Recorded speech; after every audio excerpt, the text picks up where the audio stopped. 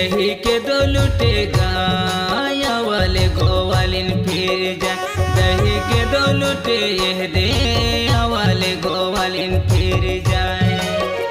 दही के दो लुटे जाए या वाले गोवालिन फिर जाए। दही के दो लुटे यह दे या वाले गोवालिन फिर जाए। छोटे मोटे चुकिया में दही जमाए। दही के दो लुटेगा अमले के जोरा न देवा। दही के दो लुटे यह दे या वाले गोवालिन फिर जाए। छोटे मोटे चुकिया में दही जमाए। दही के दो लुटेगा अमले के जोरा न देवा। दही के दो लुटे यह दे या वाले गोवालिन फिर जाए। यह दे सजन दही के दो लुटेगा या वाले गोवालिन फिर जाए। दही के दो लुटे यह दे या वाले गोवालिन फिर जाए।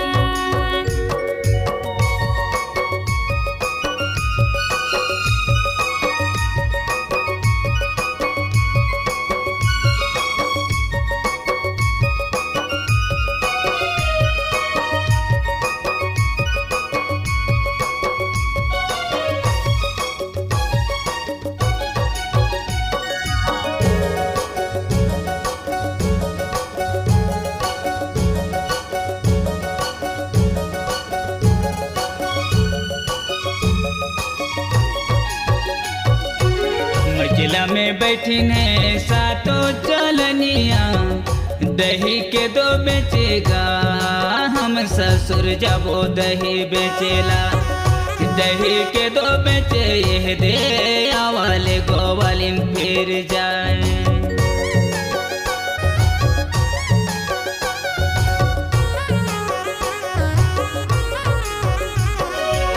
मचिला में बैठने सातों चलनिया। ये दही के दो बेचेगा हम ससुर जाबो दही बेचेला।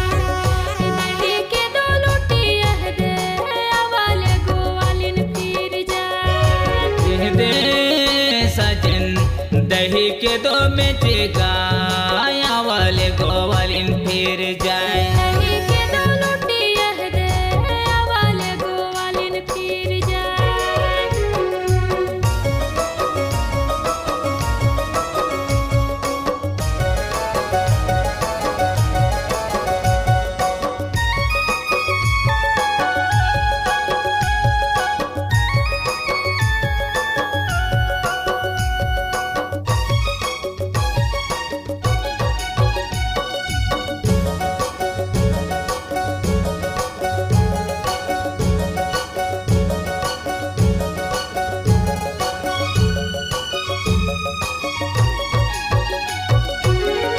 तोला कंगे गाया ना धना लक्ष्मी।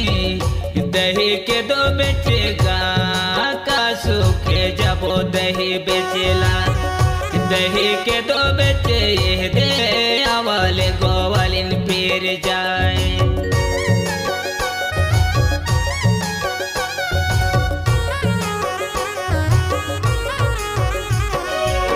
का तोला खांगे गाया ना धना लक्ष्मी। ये दही के दो बेचेगा का सूखे जाबो दही बेचेला।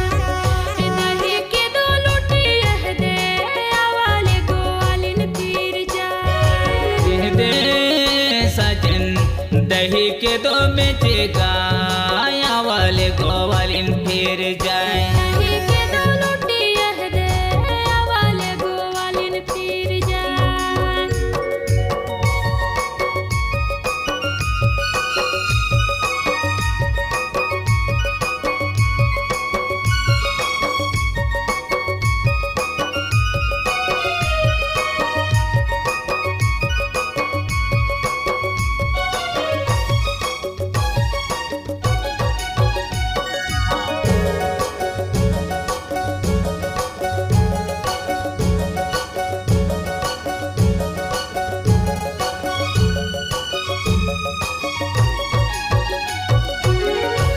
सारेंगे दूसरा को सारेंगे। दही के दो बेचेगा पीछे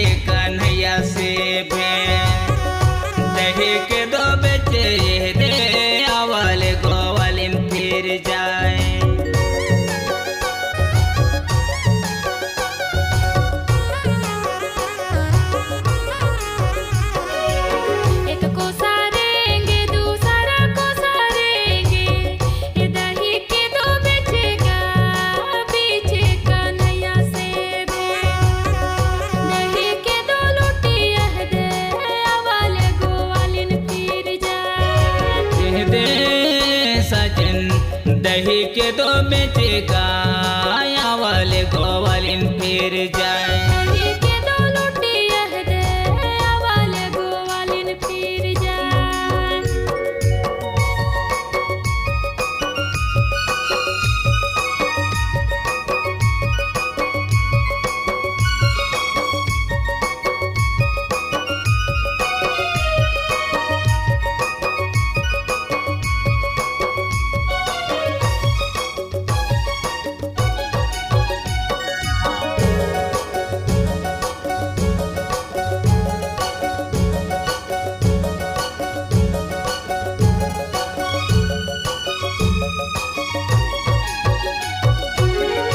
होगे सीठा गोवालिन होगे मीठा, दही के दो लुटेगा तोरे संगे हमन जा। दही के दो लुटेगा या वाले गोवालिन फिर जाए।